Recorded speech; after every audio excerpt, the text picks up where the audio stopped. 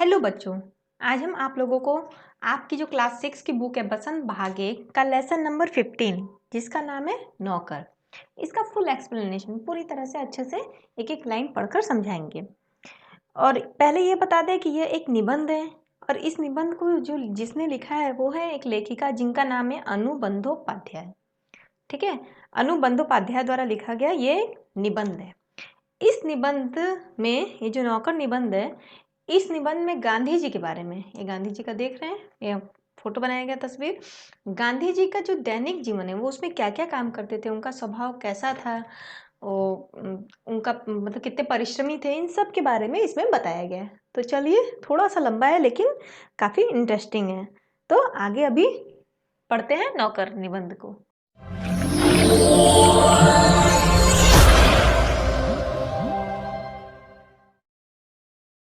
आश्रम में गांधी कई ऐसे काम भी करते थे जिन्हें आम तौर पर नौकर चाकर करते थे। अब यहाँ पे कहा जा रहा है कि जिस आश्रम में गांधी जी रहते थे और वहां पे ऐसे कई काम करते थे। गांधी जी क्या करते थे? बहुत सारे काम करते थे जिन्हें आमतौर पे कौन करता है? नौकर चाकर करते हैं। लेकिन उन कामों को कौन भी करता था? गांधी जी भी किया करते थे।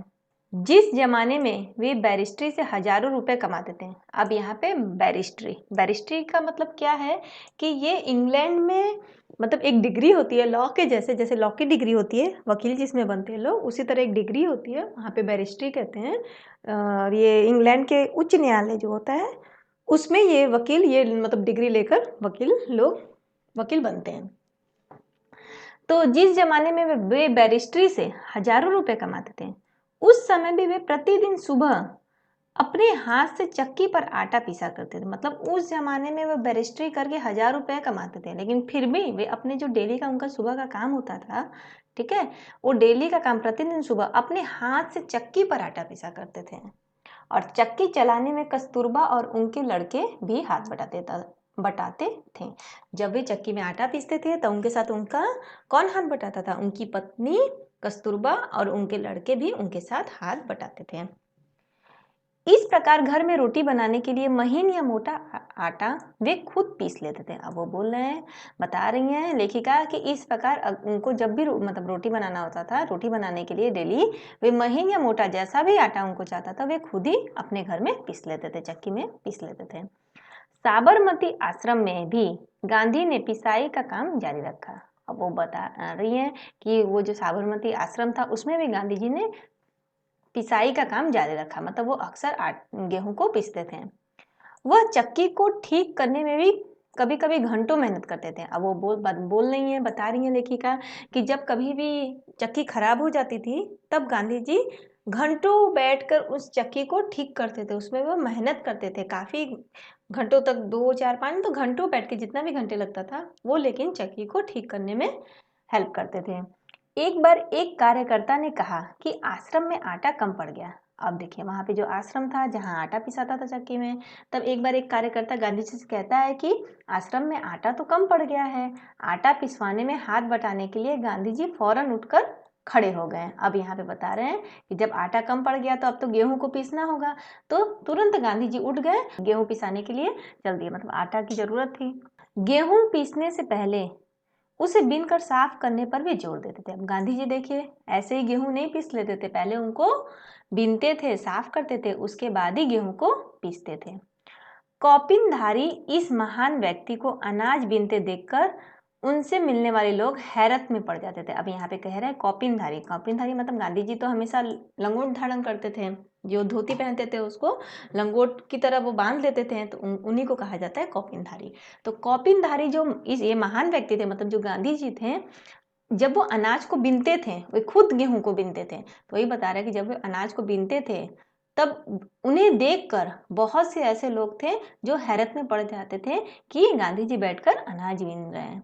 बाहरी लोगों के सामने शारीरिक मेहनत का काम करते गांधी जी को शर्म नहीं लगती थी। अब वहां पे लेखिका बता रही है कि गांधी जी जब भी काम करते थे, मेहनत का काम, बाहर के लोग भी रहते थे, वे देखते भी थे गांधी जी को, लेकिन गांधी जी को कभी शर्म नहीं आता था मेहनत का काम करने से। सारे शरीर से जो भी वो मेहनत करते थे अपने शरीर में, उनको कोई भी शर्म नहीं आता था। एक बार उनके पास कॉलेज के कई छात्र मिलने आए। अब यहाँ पे वो बता रही हैं एक घटना के बारे में कि एक बार उनके पास कॉलेज के कोई छात्र मिलने आया। कोई एक छात्र था जो कॉलेज का उनसे मिलने आता था। उनको अंग्रेजी भाषा के अपने ज्ञान पर बड़ा गर्व था और जो कॉलेज के एक स्टूडेंट था जो गांधी जी से मिलने आया था, उसे अंग्रेजी भाषा पे, इंग्लिश भाषा का उसको बहुत नॉलेज था। उसको अपनी भाषा में बहुत गर्व भी था कि मुझे बहुत नॉलेज है। तो गांधी जी ने बातचीत के अंत में वे बोले। अब वो गांधी जी से जब वो बातचीत कर रहे थे, कौन, जो वो छात्र आया था, ठीक है, उनके पास, वे गांधी जी से बातचीत करते हुए अंत में वो बोलते हैं कि बापू, गांधी जी को तो बापू कहा जाता था, तो बोलते थे कि बापू, यदि मैं आपकी कोई सेवा करूं तो कृपया मुझे अवश्य बताइए। अब वो छात्र गांधी जी से क्या कहता है कि यदि मैं आपकी सेवा करूं, कोई सेवा कर सकूं, तो कृपया करके मुझे जरूर बताइएगा, मैं आपका सेवा करूंगा। उन्हें आशा थी कि बापू उन्हें कुछ लिखने पढ़ने का काम देंगे। अब उसे तो अपनी पढ़ाई पर, अपने अंग्रेजी भाषा पे बहुत गर्व था छात्र को, तो उसे लगा कि मैं अगर गांधी जी को बोलूंगा कि आप मुझे कोई काम दीजिए तो जरूर मुझे कोई लिखने पढ़ने का ही काम देंगे। लेकिन गांधी जी ने उनकी मन की बात ताड़ ली। अब गांधी जी उनके मन की बात को समझ लिया। ताड़ लिया मतलब समझ लिया। क्या समझ लिया? और वे बोले कि अगर आपके पास समय हो तो इस थाली के गेहूं बीन डालिए। उस समय तो गांधी जी क्या कर रहे थे? गेहूं बीन रहे थे, सफा कर रहे थे। तो वो तुरंत क्या करते हैं, अपनी थाली को दे देते हैं और बोलते हैं कि यदि आपके पास समय है तो एक काम करिए, आप इस थाली के जितने भी गेहूं हैं सबको बीन डालिए। अब आगंतुक, आगंतुक मतलब ये जो छात्र आया था उसे आगंतुक मतलब मेहमान बोलते हैं, वे बड़ी मुश्किल में पड़ गए। लेकिन अब तो कोई चारा भी नहीं था। क्यों? क्योंकि उन्होंने गांधी जी को बोल दिया था कि मैं आपकी क्या सेवा कर सकूं। अब तो उनको थाली लेकर गेहूं बिनना ही पड़ा और 1 घंटे तक गेहूं बिनने के बाद वो थक गए और गांधी जी से विदा मांगकर चल दिए। वहां से थक कर गांधी जी से विदा मांगकर चल दिए। अब आते हैं उनके अगले घटना की ओर, जो उनके साथ मतलब जो वो करते थे आगे क्या क्या, जो लेखिका ने बताया है कि कुछ वर्षों तक गांधी जी ने आश्रम के भंडार का काम संभालने में मदद दी। ठीक है, अब यहाँ पे बता रही हैं लेखिका कि कुछ वर्षों तक गांधी जी ने आश्रम के भंडार का जो काम था उसमें संभालने में मदद दी। कैसे? सवेरे की प्रार्थना के बाद वे रसोई घर में जाकर सब्जियां छीलते थे। वे सुबह उठ के अपनी प्रार्थना करते थे, पूजा करते थे, फिर उसके बाद रसोई घर में जाते थे और वहां पे सब्जियों को छीलने लगते थे। रसोई घर या भंडारे में अगर वे कहीं गंदगी या मकड़ी का जाला देख पाते थे तो अपने साथियों को आड़े हाथों लेते। बोले कि कहीं भी उनको मकड़ी का जाला दिख जाता था तो उनको सफाई भी करते थे। उन्हें सब्जी, फल और अनाज के पौष्टिक गुणों का ज्ञान था। गांधी जी को सब्जी का भी ज्ञान था कि उसको कैसे छीलना है, कौन सा सब्जी खाना है, फल, अनाज, हर एक चीज का, हर एक सब्जी फल में क्या क्या पौष्टिक गुण होते हैं, हर एक चीज का गांधी जी को ज्ञान था। एक बार क्या हुआ कि एक आश्रमवासी ने बिना धोए आलू को काट दिया। तो गांधी जी ने उसे समझाया कि आलू और नींबू को बिना धोए कभी नहीं काटना चाहिए, धोकर ही काटना चाहिए। एक बार एक आश्रमवासी को कुछ ऐसे केले दिए गए जिनके छिलकों पर काले चकत्ते पड़ गए थे। मतलब होता है ना कभी कभी केला पे काला काला छिलका पे पड़ जाता है। तो एक बार आश्रमवासियों को कुछ ऐसे ही केले दे दिए गए जिन पे काले काले चकत्ते पड़े थे, दाग लगे थे। तो उसने बहुत बुरा माना। तो आश्रमवासी ने क्या किया, बहुत ही खराब लगा कि मुझे ये काले काले कैसा केले में छिलके में चकत्ते पड़े हैं, काले काले दाग है, वो मुझे मिल गया। तब गांधी जी ने उन्हें समझाया। क्या समझाया? कि ये जो केले होते हैं जिनके छिलकों पे काले काले दाग होते हैं वे जल्दी पच जाते हैं और तुम्हें खास तौर पर इसलिए दिए गए हैं। मतलब जो आश्रमवासी रहता है उसको जो केला दिया रहता है, गांधी जी बोलते हैं कि तुम्हें ही खास तौर पर इसलिए दिया गया है क्योंकि तुम्हारा जो हाजमा है, जो पचाने की शक्ति है, वो बहुत कमजोर है। और ये जो केला है, केले के छिलके काले धब्बे, ये सब केले बहुत जल्दी पच जाते हैं, इसीलिए ये तुम्हें दिए गए हैं। गांधी आश्रम वासियों को अक्सर स्वयं ही भोजन परसते थे। अब यहाँ पे बताया जा रहा है कि गांधी जी क्या करते थे, जो आश्रम वासी थे, आश्रम में रहने वाले लोग थे, उनको खुद ही भोजन परोसते थे, खुद ही उनको खाना देते थे। इस कारण वे बेचारे बेस्वाद उबली हुई चीजों के विरुद्ध कुछ कह भी नहीं पाते थे। ठीक है, वे खुद ही परोसते थे, इस जिसके कारण बेस्वाद उबली हुई चीजों के विरुद्ध कुछ कह भी नहीं सकते थे। दक्षिण अफ्रीका की एक जेल में, दक्षिण अफ्रीका का एक जेल था जिसमें वे सैकड़ों कैदियों को दिन में 2 बार भोजन परोसने का कार्य भी कर चुके थे। ठीक है, यहाँ पे बताया जा रहा है कि दक्षिण अफ्रीका के जेल में एक बार गांधी जी ने क्या किया था, बहुत सारे 100 से भी अधिक कैदी थे जिनको दिन में 2 बार भोजन परोसने का कार्य भी गांधी जी करते थे। आश्रम का एक नियम यह था कि सब लोग अपने बर्तन खुद साफ करें। अब आश्रम में और एक नियम था कि सभी लोग अपने अपने बर्तन को खुद ही साफ करेंगे। और रसोई के जो बर्तन होता बारी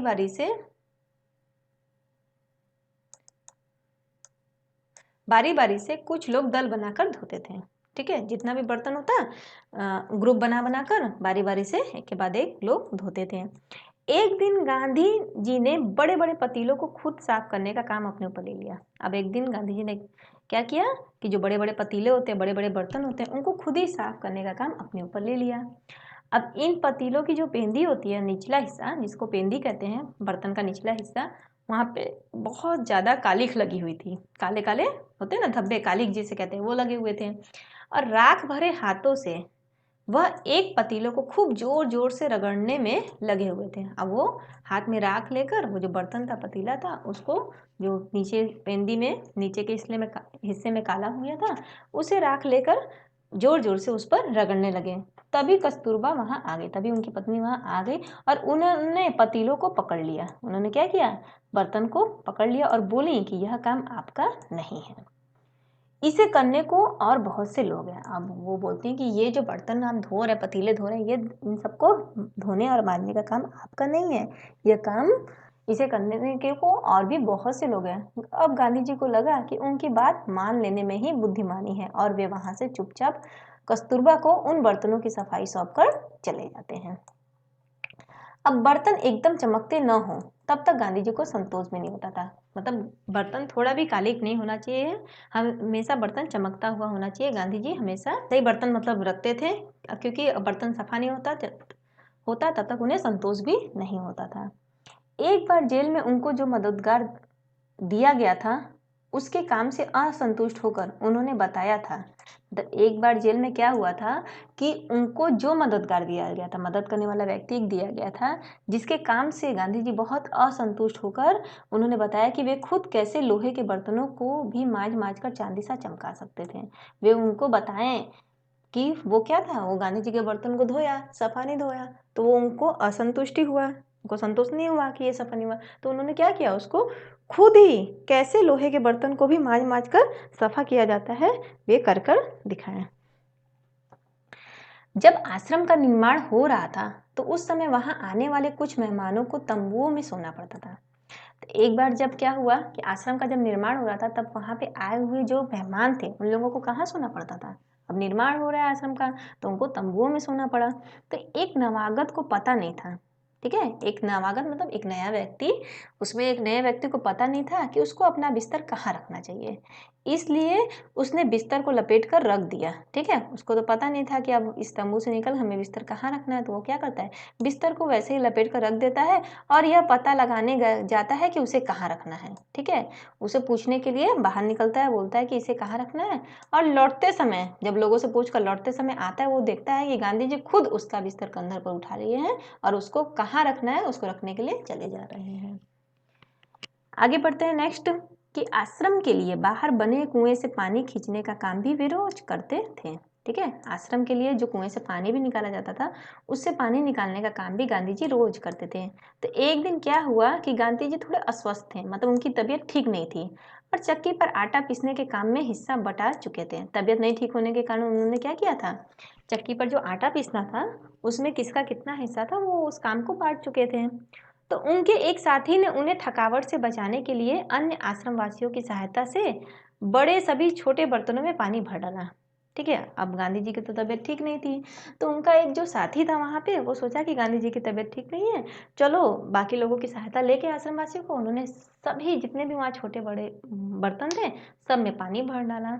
लेकिन गांधी जी को यह बात पसंद नहीं आई और मन में कुछ ठेस भी लगी इस चीज को देखकर। तब उन्होंने क्या किया कि बच्चों के नहाने का एक टब उठा लिया और कुएं से उसमें पानी भरकर टब को सिर पर उठाकर आश्रम ले आए। देखिए, उनकी तबीयत नहीं ठीक थी, फिर भी उन्होंने इस काम को किया। बेचारे कार्यकर्ता को बहुत पछतावा, वो उन्होंने जो किया था गांधी जी के लिए काम सहायता, फिर उनको पछतावा हुआ कि हम लोगों को ऐसा नहीं करना चाहिए था, जिससे गांधी जी को खराब लगा। शरीर से जब तक बिल्कुल लाचारी न हो तब तक गांधी जी को यह बात बिल्कुल पसंद नहीं थी कि महात्मा या बूढ़े होने के कारण उनको अपने हिस्से का दैनिक शारीरिक श्रम न करना पड़े। अब देखिए उनकी तबीयत खराब थी, फिर भी उन्होंने काम किया। क्यों? क्योंकि उनकी सोच क्या थी कि जब तक हमारा शरीर बिल्कुल लाचार ना हो जाए, पूरी तरह से कमज़ोर ना हो जाए, तब तक हमें अपने काम को खुद करना चाहिए। हमें अपना जो दैनिक काम है, डेली का जो शरीर का काम, शारीरिक श्रम होता है जो हम करते हैं, उसे हमें खुद करना चाहिए, दूसरे को नहीं देना चाहिए। उन्हें हर प्रकार का काम करने की अद्भुत क्षमता और शक्ति थी। अब गांधी, यहाँ कहा जा रहा है कि गांधी जी के अंदर हर एक प्रकार का काम करने का एक बहुत ही अद्भुत एक क्षमता और शक्ति था, और वह थकान का नाम भी नहीं जानते थे। और वो इतना मतलब शक्ति था उनके अंदर, क्षमता था कि कितना भी काम करे, लेकिन उनके अंदर कोई थकान होती ही नहीं थी। वो थकान क्या होता है उसके बारे में जानते भी नहीं थे। अब देखिए आगे, देखिए क्या बता रहे हैं कि एक बार दक्षिण अफ्रीका में बोअर युद्ध के दौरान उन्होंने घायलों को स्ट्रेचर पर लाद कर एक एक दिन 25-25 मील तक ढोया था। अब देखिए वहां पे क्या हुआ था, युद्ध हुआ था जिस दौरान स्ट्रेचर पर घायल लोगों को लेकर 25-25 मील तक लेकर गए थे, और वह मीलों पैदल चल सकते थे। वो काफी दूर तक पैदल चल सकते थे। तब दक्षिण अफ्रीका में जब वे टॉल्स्टॉय बाड़ी में रहते थे, अब यहाँ पे बताया जा रहा है कि दक्षिण अफ्रीका में वो किस जगह रहते थे, टॉल्स्टॉय जगह का नाम है। उस जगह पे जब वो रहते थे, तब पास के शहर में कोई काम होने पर दिन में अक्सर 42 मील तक पैदल चलते थे। अब सोचिए, पास के शहर में अगर कोई काम होता था तो वो पूरे दिन में 42 मीलों तक पैदल चलते थे। इसके लिए वे घर में बना कुछ नाश्ता साथ लेकर सुबह 2 बजे ही निकल पड़ते थे और शहर में खरीदारी करते और शाम होते होते वापस फार्म पर लौट आते। उनके अन्य साथी भी उनके इस उदाहरण का खुशी खुशी अनुकरण करते थे, मतलब बाकी लोग भी उनके इस उदाहरण का, कि वो कैसे काम को थोड़े से नाश्ता लेकर और रात को ही, मतलब रात सुबह का 2 बोल रहा है, इसलिए वो जो रात का 2 बजे का समय होता था तभी वो निकल जाते थे और दिन भर कितना मीलों तक पैदल चलकर वो वापस आते थे। आगे देखते हैं कि एक बार किसी तालाब की भराई का काम चल रहा था। ठीक है, एक बार की बात है कि जब किसी तालाब की भराई, तालाब को भरा जा रहा था, भराई का काम चल रहा था, जिसमें गांधी जी के साथी लगे हुए थे। वहां पे कौन लगा हुआ था? गांधी जी के साथी लगे हुए थे, साथ के लोग।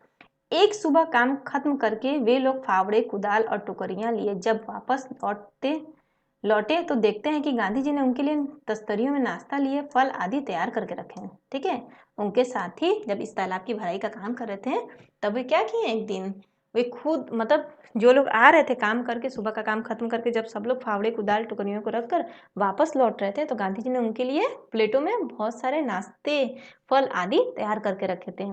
तब एक साथी ने उनसे पूछा, क्या पूछा गांधी जी से, कि आपने हम लोगों के लिए यह सब कष्ट क्यों किया? तो गांधी जी, क्या यह उचित है कि हम आपसे सेवा कराएं? अब वो कहता है आदमी कि आपने, गांधी जी से, कि गांधी जी आपने इस तरह का कष्ट क्यों किया? ये तो सही नहीं है ना कि हम आपसे सेवा करवाएं। तब गांधी जी मुस्कुराकर उसका उत्तर देते हैं कि क्यों नहीं, मैं जानता था कि तुम लोग थके मांदे लौटोगे। तुम्हारा नाश्ता तैयार करने के लिए मेरे पास खाली समय था, इसलिए मैंने नाश्ता बना दिया। तो इस तरह का स्वभाव था गांधी जी का। नेक्स्ट आगे जानते हैं कि दक्षिण अफ्रीका में रहने वाले भारतीयों को जाने माने नेता के रूप में गांधी भारतीय प्रवासियों की मांगों को ब्रिटिश सरकार के सामने रखने के लिए एक बार लंदन गए थे। अब यहाँ पे बताया जा रहा है कि दक्षिण अफ्रीका में जो भारतीय लोग रहते थे, ठीक है, भारतीयों के जो जाने माने और वहाँ के जाने माने नेता के रूप में गांधी जी जो थे, जो भारतीय प्रवासी, भारत में जो भारतीय प्रवासी जब जो दक्षिण अफ्रीका में रहते थे, मतलब भारत के रहने वाले लोग जब दक्षिण अफ्रीका में रहते थे, तो ब्रिटिश सरकार से मांग जो करते थे, उसके लिए भी गांधी जी क्या किए थे, एक बार लंदन गए। और जब वहाँ लंदन गए तो वहाँ उन्हें भारतीय छात्रों ने एक शाकाहारी भोज में निमंत्रण किया। ठीक है, उस मांग के लिए जब वो लंदन गए, तब वहाँ पे जो भारत के जो छात्र थे, उन्होंने एक शाकाहारी भोजन पर निमंत्रण किया। किसको? गांधी जी को।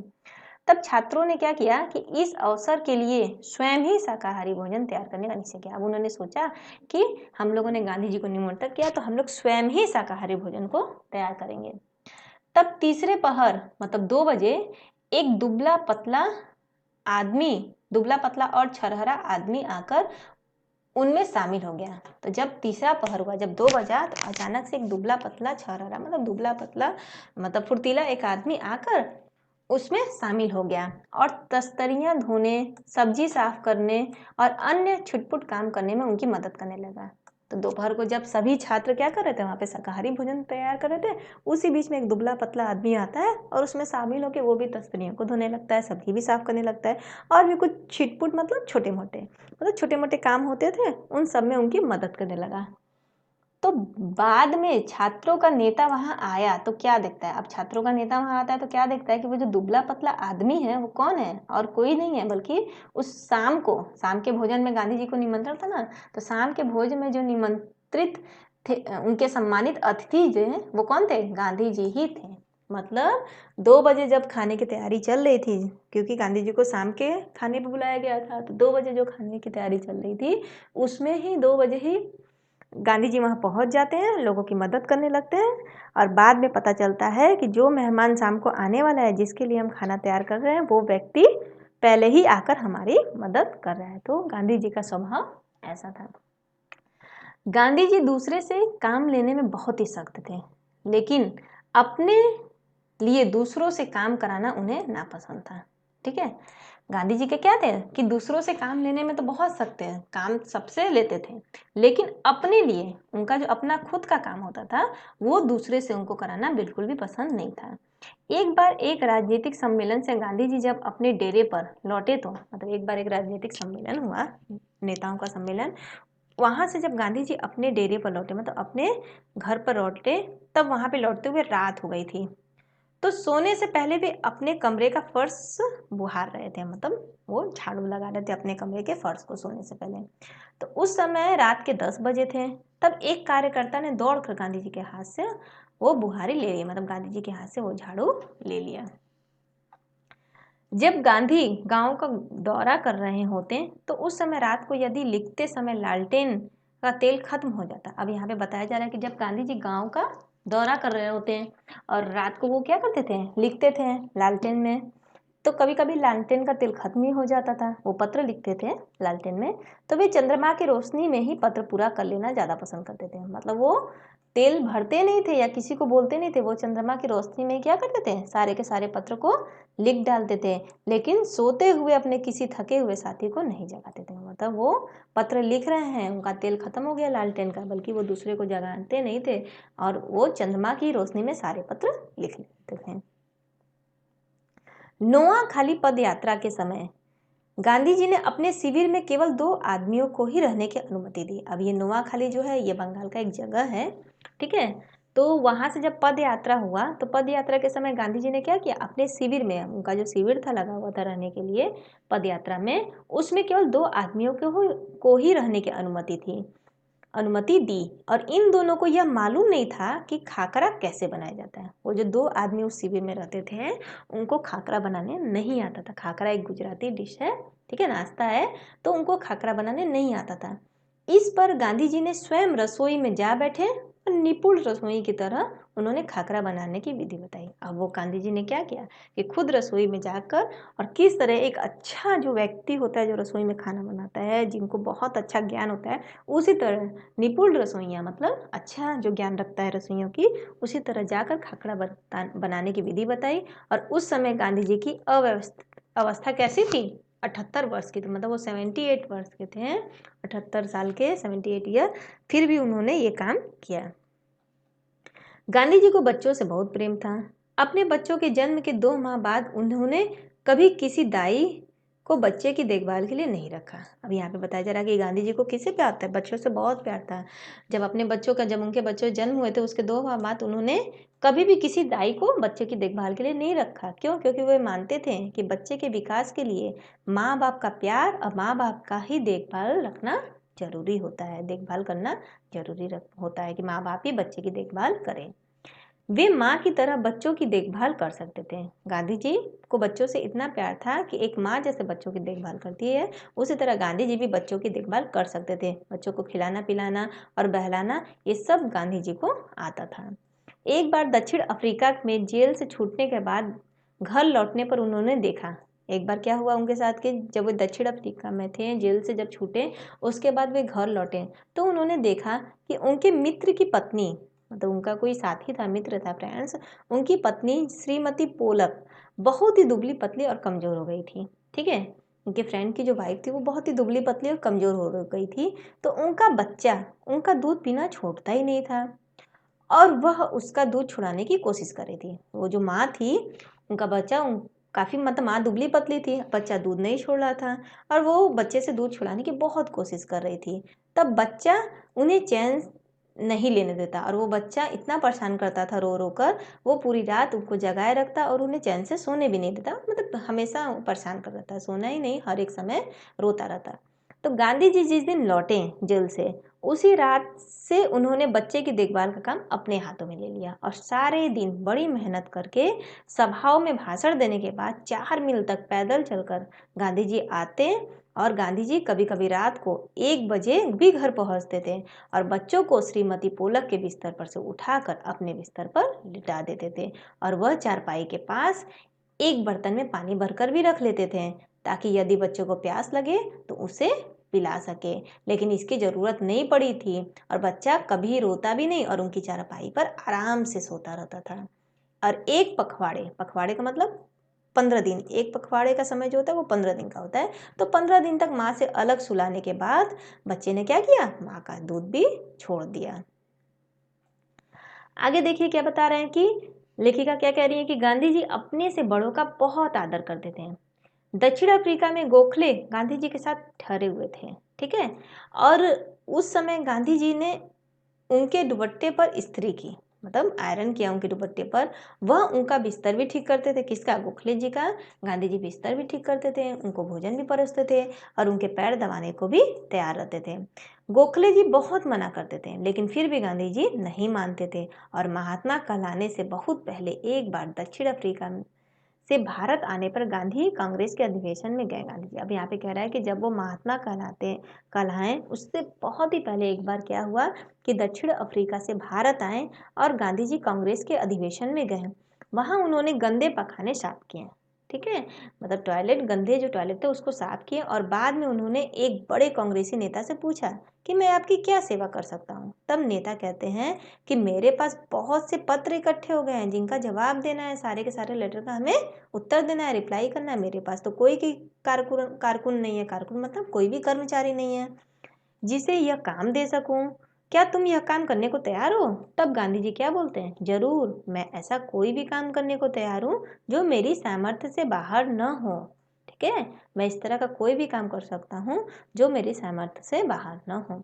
और यह काम उन्होंने थोड़े ही समय में समाप्त कर दिया, खत्म कर दिया और इसके बाद उन्होंने उन नेता की कमीज के बटन आदि लगाने और उनकी अन्य सेवा के काम खुशी से किया, मतलब नेता के और भी जो काम था उसे भी गांधी जी ने बहुत ही खुशी से किया।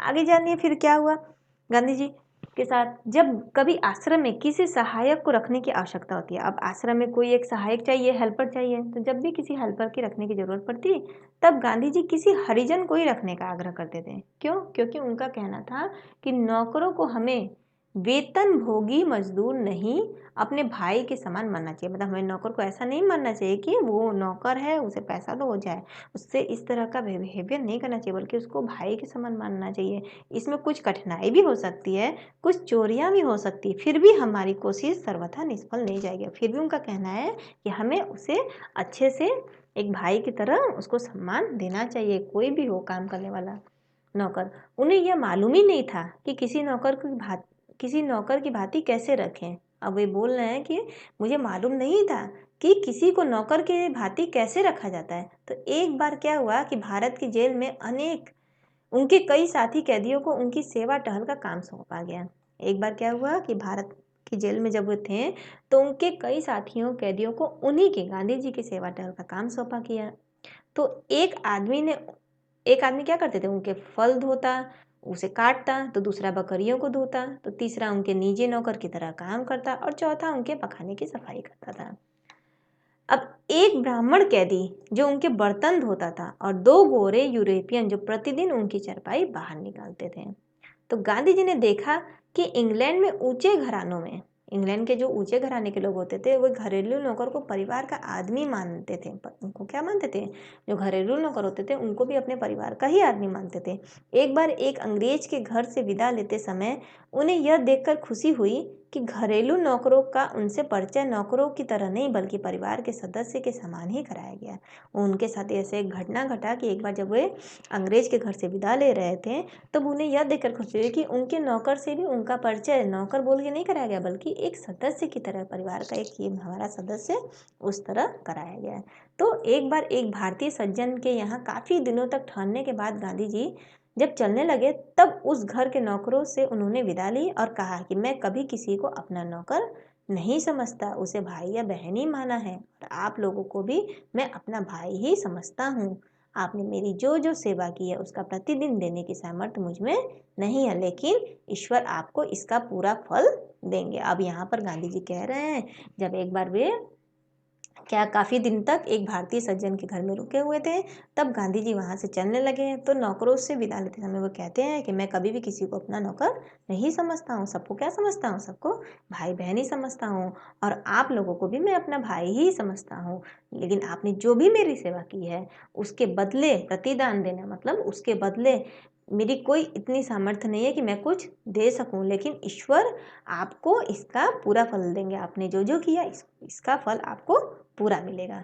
तो ये था पूरा का पूरा नौकर निबंध जो किसके द्वारा लिखा गया है, लेखिका के द्वारा लिखा गया यह निबंध, जिनका नाम क्या है, अनु बंदोपाध्याय जिनका नाम है। तो आशा करती हूँ कि आपको ये निबंध पूरा समझ में आया होगा अच्छे से, और अच्छा लगा तो वीडियो को भी लाइक करें, चैनल को भी सब्सक्राइब करें और बेल आइकन पर भी क्लिक करें ताकि आपको इस तरह के और भी वीडियो आगे मिलते रहें। अब हम लोग मिलेंगे अगले वीडियो में जिसमें हम आपको इस नौकर का सारा प्रश्न उत्तर सॉल्व करेंगे। तो हमारा वीडियो देखने के लिए बहुत बहुत धन्यवाद।